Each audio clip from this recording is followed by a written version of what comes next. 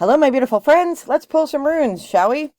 So if you are a channel watcher, you're going to see probably two videos on some days because I'm doing a Samhain series about all the things that you can do if you want to celebrate Samhain in a more reverent way than American Halloween. So some folks have asked for some instructional videos about all the different things that I do, so I'll be doing one of those today as well. So there'll be two videos today. But I toyed with doing the runes with that, but some people aren't into Rune Stone readings, so I decided to separate them. So let us get the runes out and talk to Spirit, shall we? So we have our runes. We have our green man here, and we're going to pull out the green man here. Here he is, watching over the stones. And then we have our Iona stones. And we have our Icelandic stone. All right. So we're going to ask Spirit for a message for our highest good. This message may not resonate with you. It may not resonate with me. It may resonate with all of us. Take what resonates with you and leave the rest for somebody else. All right, we're going to do 3 Norns. Let me back up my computer a little bit. All right. So our present energy.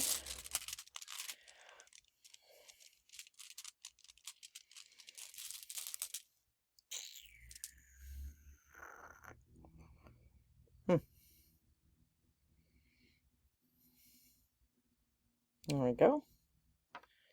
And our what has led us up to this energy.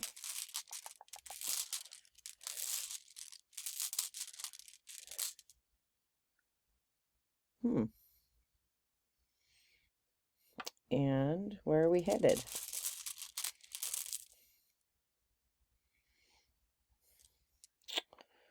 All right, let me pause for a hot minute, and I will be right back to talk about these stones and the message from Spirit. So I realized that I didn't tell you what the stones were called because I'm so used to just internalizing. This is inglass, right? And depending on the runes that you have, sometimes it's just the diamond in the middle. Just depends on which stones you have, but that's inglass.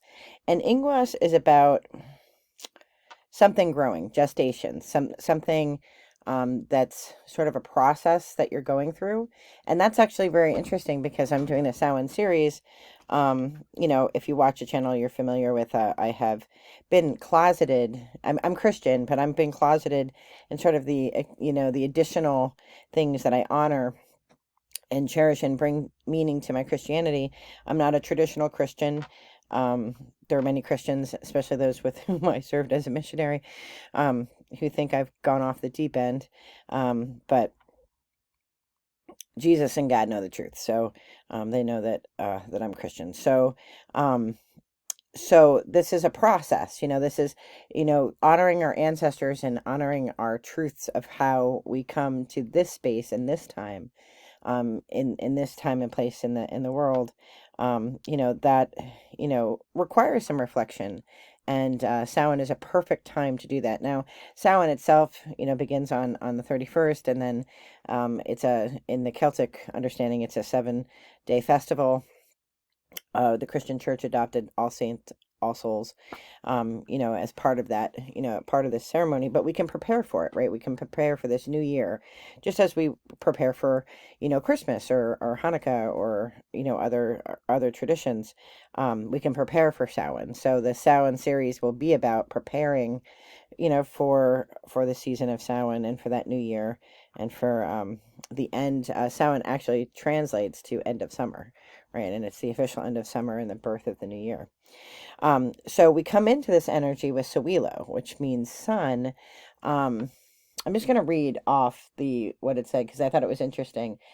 Success goals realized in honor, right? So just we're coming into this energy in the reading for this for I'm sorry, did I say Ingus before? I meant Ingwar. Uh, Ingwar and Ingwaz are interchangeable, but depending on how you read runes, I call it Ingwaz, but it's also called Ingwar. male fertility, gestation, and internal growth. So this is a period of growth, right? And then where we're headed is Lagus, which is water or flow.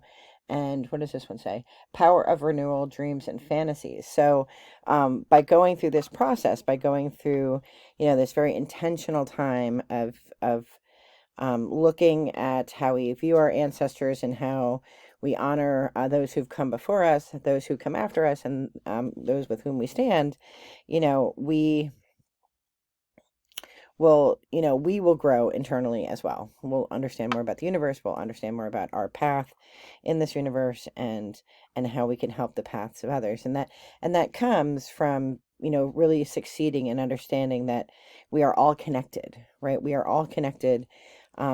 Everything with energy is connected, and that we wear these human suits, right? We wear these human costumes, but our souls are all connected underneath. So that's a great reading, really. Let's pull some cards just to see if there's anything else that Spirit wants to say. Celtic Spirit first.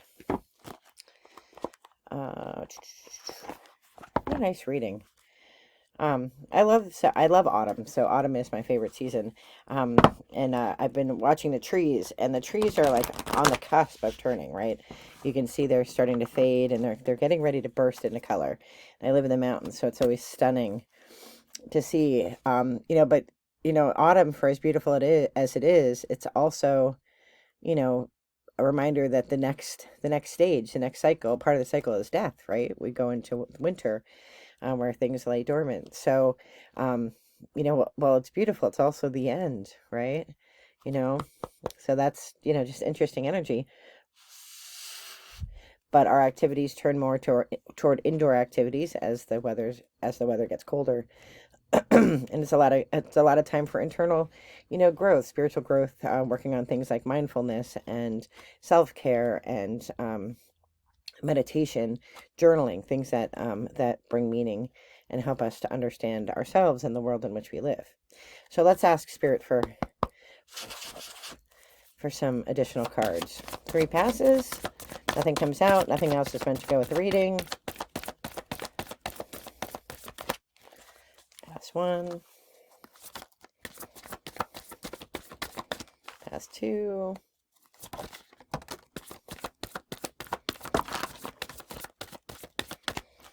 Okay, we have 2 cards. First one is Step Out, Hidden Courage and Camouflage. And that's the sense that I got is that some of us struggle with what people think about our path. And I, for sure, have been a person who's hidden behind a tree, because like my spiritual awakening, I've been Christian my whole life. I was religious, and then, and then I would say now that I'm not religious, I'm spiritual now. And I've said before, I don't have anything against churches. I don't have anything against organized religion, but for me in my path, it doesn't resonate with me anymore the way that it used to. And so, but I used to have to hide behind a tree because my whole family, all of my friends, that I knew from mission work, they weren't going to accept reading runes, meditation, to them, that's all occult. I don't agree. So, I don't agree with that assessment of what it is I do. So, so this is just a reminder for those of you who need to step out, and it's going to require courage. You have to just get to a point where it just doesn't matter. Like I probably 3 times a week, people call me a witch, and not like kidding. Like they like, oh, well, aren't you the witch? I'm like, no, I'm not a witch. But at this point, I don't care. Call me whatever you want. It doesn't matter to me anymore. Call me what you want. Think what you're gonna think. Right? I don't do magic. I'm not a witch. I have friends who are witches. I have friends who are Wiccans. I have acquaintances. I know more about it now than I ever did, but I don't know anything about it really because it's not my tradition. But it's not like cooties. Like you don't get it from talking to people. You don't get it because, you've been in the same space with people. So, we can all make honey and garlic and elixirs and things like that and natural healing stuff. Doesn't make me a witch. It just makes me a naturalist. Like, so what people call you, but you're going to need courage. But sometimes, just know your audience, right? Like I know sometimes people are so opinionated, or you might have family who are so against what you do that you just kind of have to like camouflage yourself in that space just so that that you're protected, your soul is protected. Do what you need to do, but don't be afraid of what you believe. The other card is Fawn, beginnings, willingness, and opportunities. So for some of you, you might just be starting this journey, a spiritual journey, and the Samhain season is this time of beginning. You're like, wow, I really do want to honor my ancestors. Like, how do I do that? Like, what does that mean? What does that look like? Do I have to sacrifice something? You don't, right? You really don't. There's nothing scary about honoring your ancestors or honoring the people that are going to come after you, or honoring the people in your life now, right? There's nothing scary about that. All right, let's ask Earth Wisdom for any additional cards. I think one of the reasons people are so it's interesting to me, there's such a negative connotation to the occult, right? And yet those same people are so head over heels to be the goriest, scariest, most evil thing on Halloween. There's definitely a disconnect there. And as I said yesterday, or the day before, the reason we dress up is to confuse the spirits coming over, the bad spirits, to confuse them so they don't come into our space when we want our loved ones to come into the space. The Druids believed, like, in the first year after death, those people who had passed, really want to come and they want to hear fun stories and they want to connect with the human world, those that have just passed over. So, we want those spirits to come and we want the negative spirits, the bad spirits, to stay away. And that's why we have jack-o'-lanterns and that's why we dress up. But you don't have to be evil. You just have to confuse them. All right, let's ask Spirit if there's anything else Spirit wants to share. 3 passes.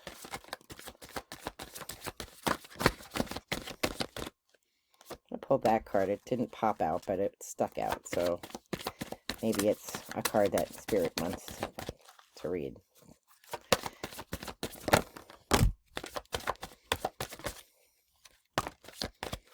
All right, what do we have here? Okay, the one that kind of stuck out is divine love. You're loved. We're loved, right?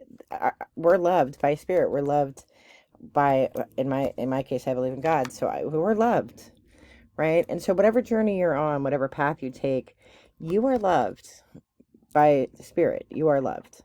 You don't have, there's nothing you do to earn that love, right? You are loved. So that's a great reminder as we go through. We have to be responsible for the things that we do, the things that we say. And, we have to make sure that, that we're responsible to ourselves and our higher power. And then to those that are around us, right? Like, I was at dinner yesterday with Dave, and there was a couple behind us, and they did not approve of what we were talking about. Dave is hard of hearing, so he speaks very loudly, and his hearing aids aren't working quite right because he dropped one while he was working on a car. And so the people behind us were all passive aggressive and saying all kinds of cranky stuff, and of course he couldn't hear them. I could hear them being all passive aggressive. So and there's no way for me to tell Dave, like, pipe down. Like, he was talking about politics. I hate talking about politics in general, but I really hate talking about it outdoors. And in a way, I understood what they were saying. Like, they didn't agree with us, or, and Dave and I are both independent. Like, I'm a libertarian, he's independent. So, I was trying to get Dave to, like, change the subject without calling attention to it, because I didn't want to make a scene. And, it's like, you have to kind of be responsible. Like, you have to take the leadership role. Finally got us talking about fishing or something, which, which helped. But then it just made me uncomfortable because, just know your audience, right? Be responsible, know your audience. Truth. You want to make sure that you're speaking your truth all the time. You don't have to adopt somebody else's truth. You don't have to adopt my truth, right? You have your own truth and how you see the world. Shadow treasures. In this deck, this card means things that are in you that you might think are weaknesses that are actually a benefit to the world. So think about the things as you're doing your Samhain reflections, things that, that bring light and love into the world, right? That you may not think. And then to divine connection. We are all divinely connected.